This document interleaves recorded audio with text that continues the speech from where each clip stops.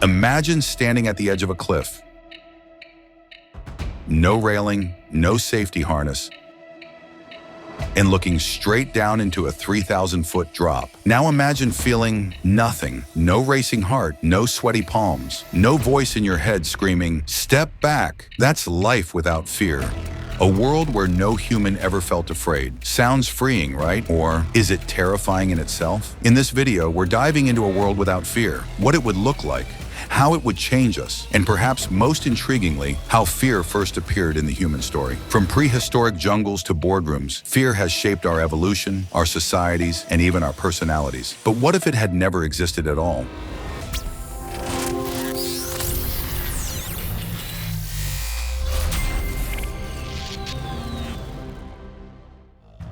Let's go back, way back, before skyscrapers and smartphones, before farms and fire, before language, before names. Back to a time when fear wasn't an emotion, it was survival, a whisper in the brain of creatures whose entire lives were dictated by what might be lurking in the shadows. Imagine a dense prehistoric jungle. The air is thick with humidity, buzzing with insects. Leaves rustle, branches crack in the distance. There's no certainty about what's out there, just the sense that something could be. Enter early mammals, small, warm-blooded creatures scurrying beneath the towering legs of dinosaurs. They survived not through strength or size, but through an exquisite sensitivity to danger. These mammals developed quick responses to threats, heart rate acceleration, bursts of adrenaline, tunnel vision, the earliest biological blueprint of fear. These were the ancestors not just of humans, but of every animal that still uses fear as its first line of defense. Millions of years later, early hominins walked upright on the African savannas. Picture a woman named Kai, not a real person, but a stand-in for our ancient mothers. She's foraging for food when she hears a rustle in the tall grass. She freezes, her pupils dilate, her heart races. Her body doesn't wait for confirmation. It prepares for action, fight, flight, or freeze. That rustle might be wind, or it might be a lion. That moment, the rush of alertness, the hesitation, the flood of cortisol, that is fear, and it saves her. Now picture another hominin row. He hears the same rustle, but his brain has a defect. His amygdala doesn't fire. He doesn't pause. He keeps walking, curious. Roe doesn't make it. In this invisible contest between Ka and Roe, evolution chooses a side. And over tens of thousands of years, it chooses again and again. Those who felt fear lived longer. They avoided cliffs, snakes, hostile tribes, spoiled meat, and disease. They raised children who inherited the same cautious instincts. Not always rational, not always logical, but effective. Fear wasn't a weakness, it was wisdom honed by time. Even our myths reflect this ancient coding. In nearly every early human culture, gods of death, war, and storms, the bringers of fear, were worshipped and respected. Not because humans loved fear, but because they recognized its power. In ancient Mesopotamia, the goddess Ereshkigal ruled the underworld, a realm not of fire and brimstone, but of fear and silence. In Norse mythology, the god Odin willingly faced fear to gain wisdom. And in Greek tales, fear was personified as Phobos and Deimos, sons of Ares, riding into battle to unnerve enemies. These stories weren't just entertainment, they were early attempts to understand fear, to give it form, to respect it, to survive it. And the more we tried to survive it, the more our brains adapted. The amygdala, the almond-shaped part of the brain, responsible for processing fear, became more connected with other regions, like the prefrontal cortex. This gave us not only the ability to feel fear, but to analyze it, to anticipate it, to worry. Worry is fear's long shadow. It's what happens when our fear gets smarter, too smart for its own good. So how did fear arise? It crept in silently, one heartbeat at a time. It was never taught. It was encoded, etched into us by the ones who survived because they listened to it. Fear didn't just arise, it evolved with us. It became part of the story of being human, a quiet companion at the edge of the campfire, a breath held before stepping into the dark, a signal that says, be ready. Not all who felt it were brave, but none who ignored it lived long. And that's where our story of fear truly begins.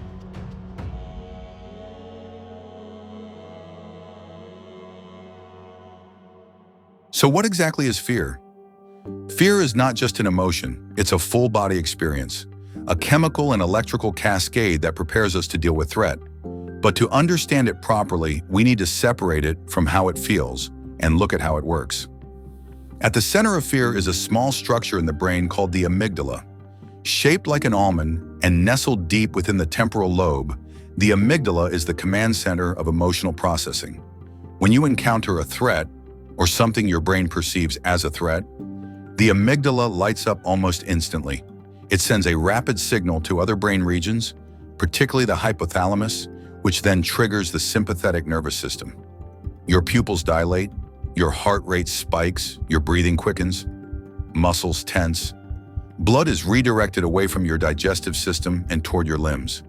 This all happens in a matter of seconds, sometimes before you're even consciously aware of what's happening. Take, for example, the classic moment when you jump at a loud noise, only to realize it was just a car backfiring. That reaction? It came from your amygdala. Not from reason, not from logic, but from instinct. This is why fear feels so immediate and overwhelming. It bypasses thought. It doesn't ask questions first, it just acts. But fear isn't one size fits all. There are layers. There's acute fear, like when you narrowly avoid a car accident. It's fast, intense, and short-lived. Then there's chronic fear, the kind that builds over time. Fear of losing your job, fear of not being enough, fear of change. This type simmers beneath the surface. It's not a roar, it's a whisper, but it shapes our decisions all the same. As humans, we're uniquely capable of abstract fear. Unlike animals who react primarily to immediate threats, we can imagine danger, predict it, obsess over it. We can fear events that haven't happened, or may never happen. We can fear rejection before we even ask the question. We can fear failing before we begin. We can fear dying while lying safely in bed. That's because we have a cerebral cortex, a powerful thinking machine layered over our emotional core. It's what makes us human. It allows us to plan, reflect, and reason. But it also means our fear can grow beyond biology. It can become psychological, and that's where it gets complicated. Sometimes our fear is helpful. It keeps us from making reckless choices. It pushes us to prepare better. It tells us when a situation feels off, even when we can't explain why. But sometimes fear lies. It tells us we're not good enough, that we'll never succeed, that people are judging us when they're not. Fear can become a filter through which we see the world, a lens that turns challenges into threats, uncertainty into danger, and the unknown into something monstrous. And then there's social fear. Unlike fear of lions or heights, social fear doesn't come from the wilderness. It comes from community, from norms, from the desire to belong. We fear embarrassment, rejection, being seen as weak or different. This type of fear is subtle, but incredibly powerful. It guides how we dress, how we speak, even what we dare to dream. It tells us when to stay silent, when to smile even if we disagree, when to hide what we truly feel. Why? Because for most of human history, being accepted by the group wasn't optional. It was survival. Our ancestors lived in tight-knit tribes. To be cast out meant death, so we evolved to fear disconnection just as deeply as we feared predators. Fear has roots not only in our biology, but in our culture. Religions have used it to reinforce morality. Governments have used it to maintain order. Parents have used it to protect children. And in all of this, there's a pattern. Fear shapes behavior. But here's the paradox.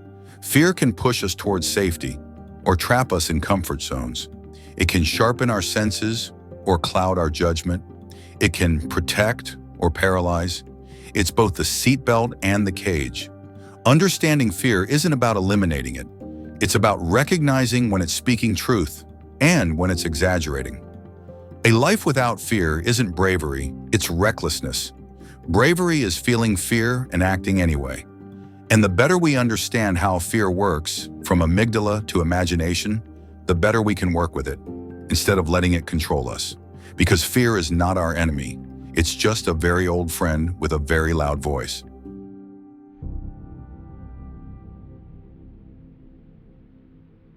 So let's play with the idea.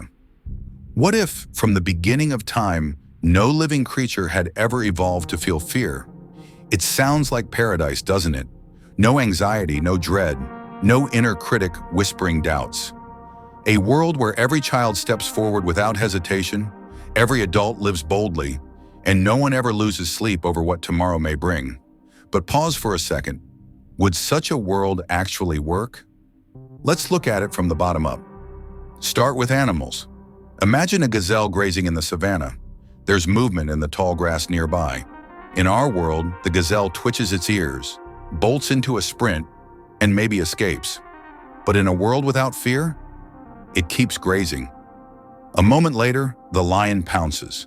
Species that don't run from predators don't survive long enough to reproduce. That's the cold math of evolution. Fear, in this case, isn't just helpful, it's required. Now zoom out to humans. Imagine a toddler reaching for a pot of boiling water. No fear, no hesitation, or a teenager climbing to the roof's edge just to see the view. No instinctual brake pedal, no second thoughts. Without fear, curiosity has no boundaries. And without boundaries, danger has no resistance. Even small actions become deadly. Crossing a street, diving into unknown waters, trusting the wrong stranger. It's easy to say we'd be more courageous without fear. But the truth is, courage depends on fear. If you don't feel fear, your bravery has no meaning. It's just action without understanding risk. Fear gives weight to our decisions. Now imagine society on a large scale. What happens to leadership without fear? If a leader never fears the consequences of their actions, no fear of public backlash, no fear of economic collapse, no fear of war, how do they govern? They don't. They rule. Unchecked, unfazed, unrestrained. Fear of consequences is what makes power accountable. It's what tells a person in authority, pause. Think again. In this fearless world, you also lose innovation. Sounds strange, right? But think about it. Much of human progress isn't driven by confidence. It's driven by discomfort. We invent better homes because we fear the cold. We build medicine because we fear illness. We create laws because we fear chaos. Without fear, where's the push to improve? You don't prepare for danger if you don't think danger exists. And now let's talk relationships. If you've never feared losing someone, how deeply do you love them? If you've never feared hurting someone, how careful are your words? If you've never feared being misunderstood, do you even try to understand others? Fear is part of empathy. It's what allows us to imagine how others feel and to avoid causing them harm. People who biologically can't feel fear often lack emotional connection. There's a clinical case of a woman, known in scientific literature as SM, who has a rare condition that destroyed her amygdala. She can't feel fear, none. At first glance, this sounds like a superpower. But in reality, her life was full of risky decisions, dangerous encounters, and a lack of social intuition. She couldn't recognize fear in others' facial expressions, couldn't tell when someone felt unsafe. Without fear, you lose a sense of other people's vulnerability and your own. You stop recognizing limits. You stop seeing the edge before you fall. Think about how we train children. Don't touch the fire. Don't run into the road. Don't talk to strangers. These aren't just rules. They're an attempt to pass down inherited fear, codified into caution. Without fear, we'd have no impulse to protect ourselves or others. And then there's art, music, storytelling.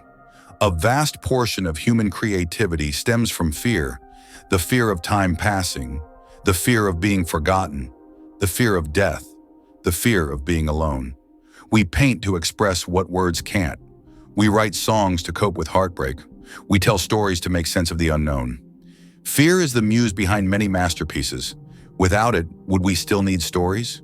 Would we still ask, what happens if? Would we still wonder? In a world without fear, there is no horror, yes. But maybe there's no awe either. Because awe, too, is built on vulnerability, on recognizing something bigger than us. Fear teaches humility.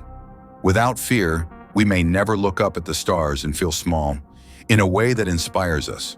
So when we ask, what if there was no fear? We're not just imagining a more comfortable life. We're imagining a less human one. Because to be human is to feel threatened, to feel inspired, to feel afraid, and to keep going anyway. Today, we don't live in caves. We don't run from lions or hide from thunder gods. We live in cities. We order food on apps. We swipe to meet people. But fear hasn't vanished. It's just changed costumes. In modern life, fear is less about physical danger and more about emotional, social, and existential threat. But make no mistake, it still drives us, sometimes quietly, sometimes forcefully. Open your phone, scroll through the news, headlines scream about crime, disasters, climate collapse, pandemics, war. It's a non-stop loop of worst-case scenarios. Why? Because fear grabs attention, and attention sells. We are living in the attention economy, and fear is currency. Politicians use it to win votes. Marketers use it to sell solutions. Influencers use it to spark engagement. We're constantly told what to fear. Fear aging, fear being unattractive, fear missing out, fear being poor, fear being irrelevant. The more we fear, the more we click. The more we click, the more we're sold to. It's not just media, it's everything. In the workplace, fear shows up as imposter syndrome. In relationships, it shows up as jealousy, control, or avoidance. In education, it shows up as performance anxiety. We fear failure. We fear not being enough. We fear being judged by people we don't even know. Fear has migrated from the jungle into our minds, from tigers in the bush to whispers in our thoughts. But here's the catch. Fear still serves a purpose. It warns us when we're burning out. It tells us when something feels off. It urges us to speak up or to step back. It's not the presence of fear that's the problem. It's when fear becomes the default setting. When we live under a constant hum of worry, our bodies don't rest. We stay in a state of low-grade fight or flight, and over time, that wears us down, mentally, emotionally, even physically. Chronic fear is linked to anxiety disorders, depression, heart disease, and immune system suppression. In other words, fear that once helped us survive can now slowly harm us. But it's not hopeless. More than ever, we have tools to understand and manage fear. Therapists, coaches, support groups, books, mindfulness, neuroscience. We are living in an age where emotional self-awareness is no longer a luxury. It's a survival skill, and that changes everything. Because once you can name your fear, you can tame it. Once you can observe your reactions, you can choose your response. You can move from instinct to intention. Modern fear is not about escaping predators. It's about facing ourselves. We can't eliminate fear from the world, but we can change our relationship with it. Instead of asking, how do I get rid of this fear? We can ask, what is this fear trying to teach me? In a culture obsessed with comfort, bravery has become a quiet revolution. The bravery to feel uncertain, to try anyway, to be vulnerable in a world that prizes perfection. Fear still walks beside us, but now we get to decide whether it leads or follows. So how do we actually face fear, practically in the real world, with everything it throws at us? Not in theory, not in philosophy, but when the chest tightens, when the voice trembles, when the opportunity knocks, and the instinct is to hide. Here's the truth. Fear doesn't vanish with knowledge. You can understand every brain mechanism, every evolutionary trait, every psychological trigger, and still feel frozen. Because fear isn't solved, it's met. It's met in tiny, brave moments, one decision at a time. You face fear when you speak up in a meeting, even if your voice shakes. When you say, I love you, not knowing if they'll say it back. When you post the artwork, apply for the job, make the call, set the boundary.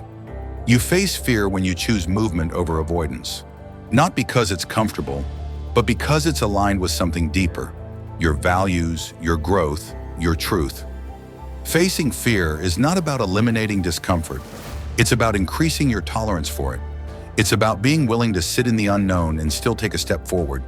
The people we admire most, the innovators, the leaders, the artists, the healers, they all felt fear. The difference? They didn't let it make their decisions for them. Fear still rode along. They just didn't let it drive. And the more you practice this, the more you build a kind of inner muscle, a self-trust that whispers, "I've done hard things before. I can do them again." It doesn't mean fear goes away. It means you stop waiting for it to. You start walking anyway. So the next time fear shows up, when the stakes are high, when your dream feels too big, when rejection feels unbearable, pause, take a breath, name it, and move anyway. Not in defiance of fear, but in partnership with it. Because that's what real courage looks like. Not fearlessness, but movement in spite of it. That's how you face fear. And that's how you begin to live free. Let's take a breath and look at the path we've traveled. We began in the wild, among early humans scanning the horizon, hearts racing at the sound of a rustle in the grass. Their fear was simple: hear a threat, feel a reaction, survive another day. But as we evolved, fear evolved with us. It wrapped itself into our psychology, our culture, our systems. It stopped being just a warning of lions and cliffs. It became a warning of loneliness, shame, and failure. Fear built the world around us. It sharpened our instincts, refined our thinking, and pushed us to form tribes, build shelters, and design rules. It helped us survive, but it also built walls within us, quiet barriers that still shape our daily decisions. Fear of failure makes us avoid risk. Fear of rejection stops us from saying how we really feel. Fear of not being enough keeps us from chasing the life we want.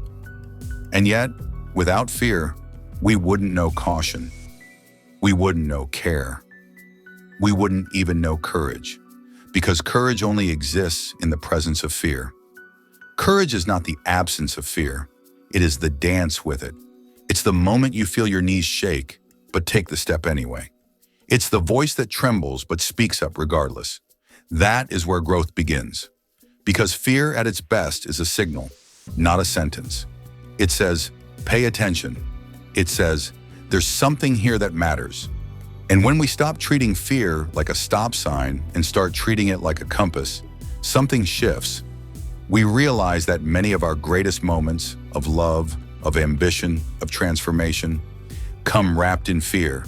And when we face it consciously, we don't just survive, we expand. We become the kind of people who lean into challenge, who speak our truth, who live lives shaped not by the fear of dying, but by the love of living. So the next time fear shows up, don't ask, how do I get rid of this? Ask, what door is this fear guarding? And then, knock. Because fear is not the enemy, it's the invitation. An invitation to become who you were always meant to be. And in that way, fear doesn't shrink your world. It helps you find the courage to expand it. Now it's your turn. What fear are you currently facing? Is it a quiet one, like the fear of being misunderstood? Or something loud, like the fear of failure, rejection, or starting over? Share it in the comments. You never know who you might inspire, or who might need to hear that they're not alone. If this journey through fear moved you or gave you a new way to look at things, let us know by hitting that like button. It helps more than you know. If you know someone who needs to hear this message today, share this video with them. You might just change their perspective. And if you want more deep dives into how we work as humans, subscribe to the channel. And don't forget to hit the bell icon so you never miss an episode. And if this journey through fear made you think, then get ready. Because in our next episode, we're exploring something even deeper. What if we felt no pain? Would it be freedom, or would it destroy us from the inside out? Stick around. The world is full of questions that shape who we are. Let's keep asking them together.